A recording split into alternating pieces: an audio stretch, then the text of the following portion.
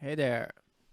Today I want to talk about how to make some drum shuffles for drum bass beats and how to generally make your drums sound more interesting and sophisticated.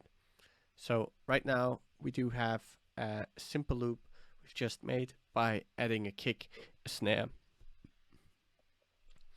and some hats, basically. And I've added a sub underneath it just to get a little bit of a feeling going.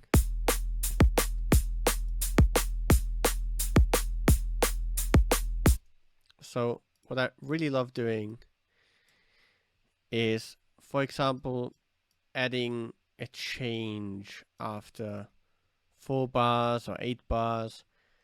And I love taking the snare and then putting it on a different channel to make some ghost snares from it. Or shuffles, however you call them. And I do kind of take a little bit of a different approach to them than to the main snare. For example, I kind of fade them a little bit so they have less of a aggressive transient compared to the main snare. And then I often take out some of its frequencies, and I often also take out some of its highs, and then just take a listen real quick. And then compare it to the snare above.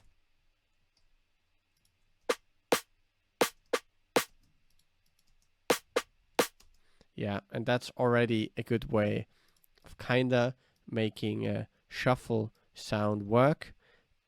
What I really like to do is to humanize that, and not just in one way.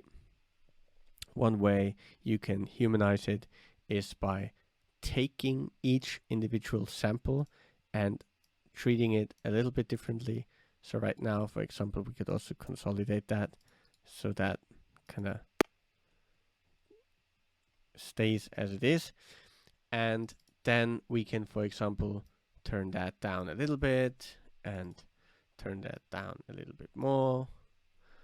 And that way we get a unique sounding shuffle. And then when I want to repeat that, for example, at the end,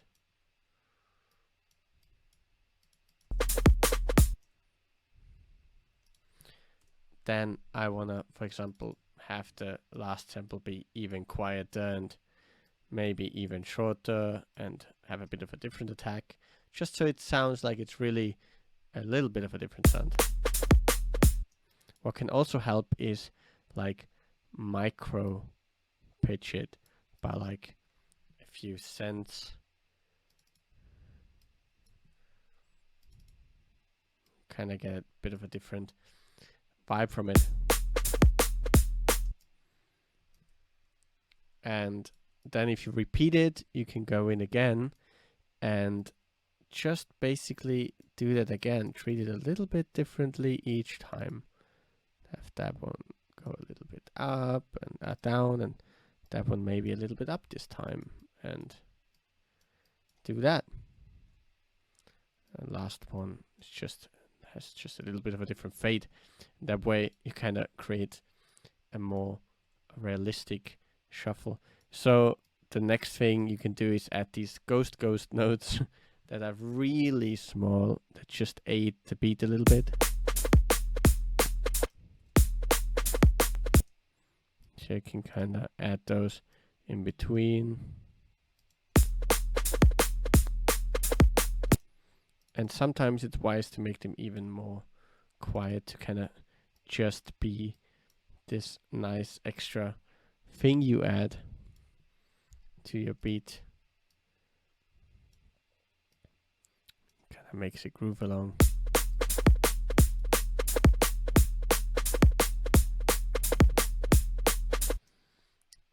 What I also love doing is just adding a little bit of groove. So we already added a little bit of groove here by adding that fade, but you can like build on that and just move it slightly off the grid.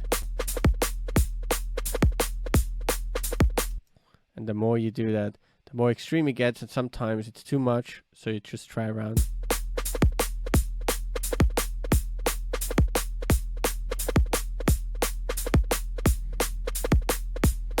I think that already grooves in a nicer way than it did before.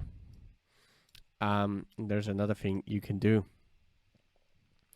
You can also do that with the hats, and there's another positive about that.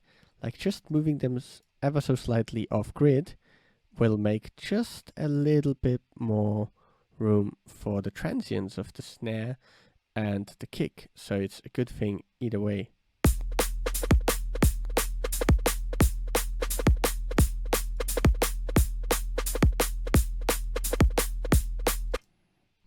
And you could even have a little go with that EQ, and have it come in and out a little bit, just ever so slightly, and then you can repeat that.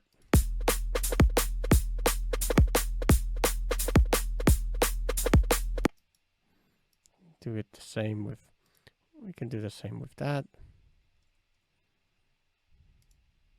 Let's make sure we did the right thing here. Yeah. Here it goes a bit up, and here it goes a bit down, and goes a bit up again, and down, and yeah. Just add that in for some more natural flavor.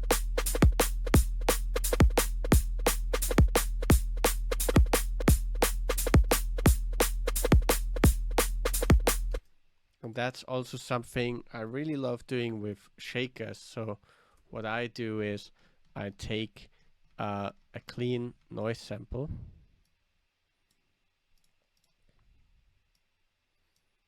and then I use Shaperbox, for example,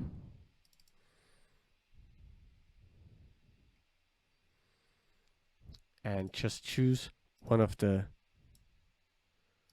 shapes down here, and then I'll just make a second shape, and I'll kinda, as you see, it's kind of offbeat. This one is slightly offbeat, and the second one is slightly more offbeat, and then I kind of like having them look a little bit different as well. And then I choose a tempo.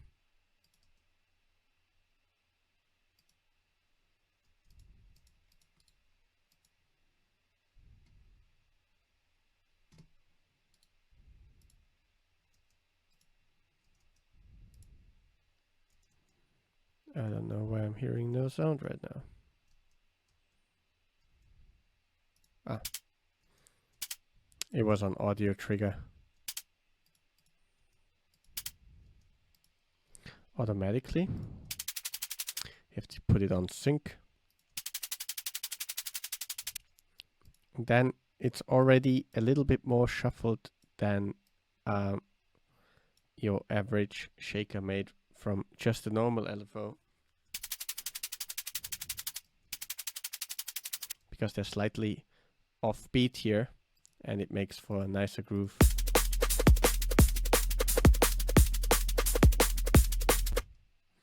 And that way we kind of made a bit of a boring break into a more interesting, more groovy break.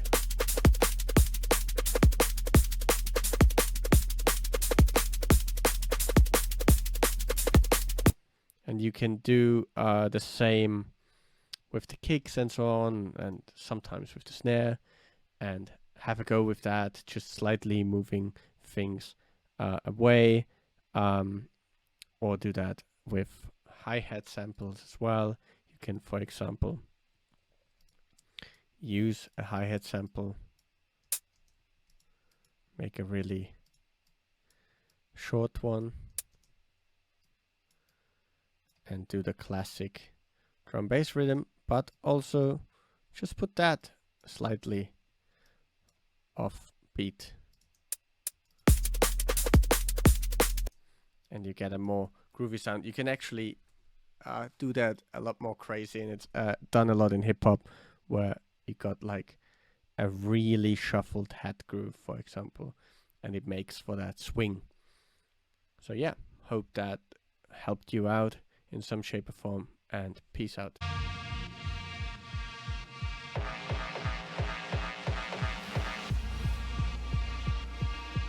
Hi, I'm Justin from Counter-Strike. Been DJing drum and bass for 26 years and producing drum and bass for 23 years.